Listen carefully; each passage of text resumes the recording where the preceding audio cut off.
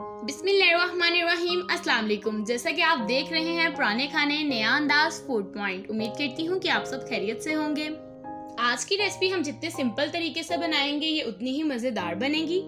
आज हम बनाने वाले हैं चटखारा बोटी। जो लोग बीफ और मटन को पसंद नहीं करते वो भी इसको बहुत ही शौक से खाएंगे।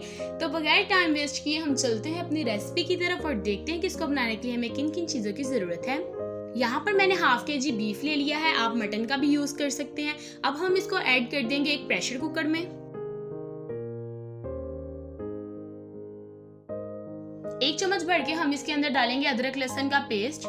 एक बड़े साइज का मैंने प्याज ले लिया था जिसको कटिंग करके वो ऐड कर दिया। इसके बाद हम इसके अंदर डालेंगे आधा चम्मच नमक का,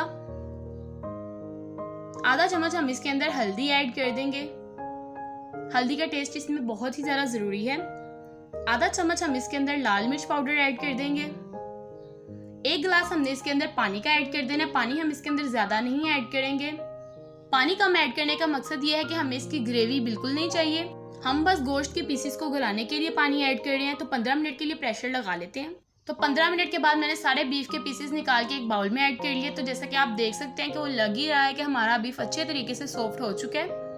अब इसके ऊपर एक चम्मच भर के हम सूखा धनिया जिसको हमने दादर किया हुआ है वो ऐड करेंगे। एक चम्मच हम इसके ऊपर धरा मिर्च ऐड करेंगे। 2 चम्मच भर के हम इसके ऊपर कॉर्नफ्लोर ऐड कर देंगे। अगर आपके पास कॉर्नफ्लोर नहीं है तो आप मैदा भी यूज कर सकते हैं, लेकिन अगर आपको ज्यादा क्रिस्पी चाहिए तो बेस्ट यही है कि आप कॉर्नफ्लोर यूज करें। तो तकरीबन घर के मसालों से ही हमने ये मज़ेदार सी रेसिपी तैयार कर ली है। कोई भी ऐसी चीज़ नहीं है जो आपको बाहर से लाने की ज़रूरत हो।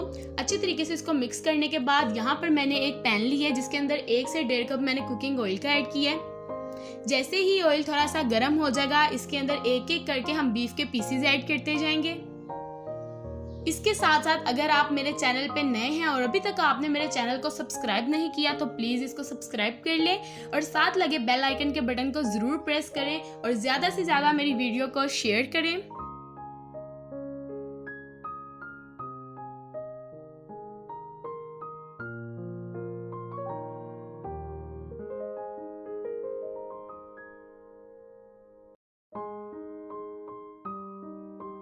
तो तकरीबन सारे ही पीसेस मैंने ऐड कर दिए हैं इसमें, क्योंकि गोश्त हमारा पहले से ही रेडी हो चुका था। जस्ट हमने इसको क्रिस्पी करने के लिए इस पे कॉर्नफ्लोर लगाया था और कॉर्नफ्लोर ज़्यादा टाइम नहीं लेगा, इसीलिए साथ साथ इसकी साइड्स चेंज करते रहना है।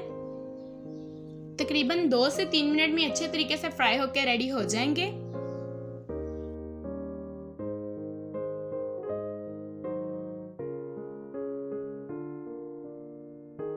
अब यहाँ पर हम एक स्ट्रेनर ले लेते हैं और इनको स्ट्रेन करके निकाल लेते हैं और सर्व करते हैं।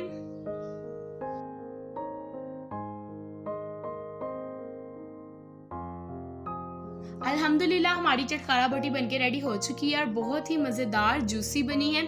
आप भी इस रेसिपी को ज़रूर ट्राई करें और अगर आपको वीडियो अच्छी लगे तो चैनल को सब्सक्राइब लाजमी कर दें।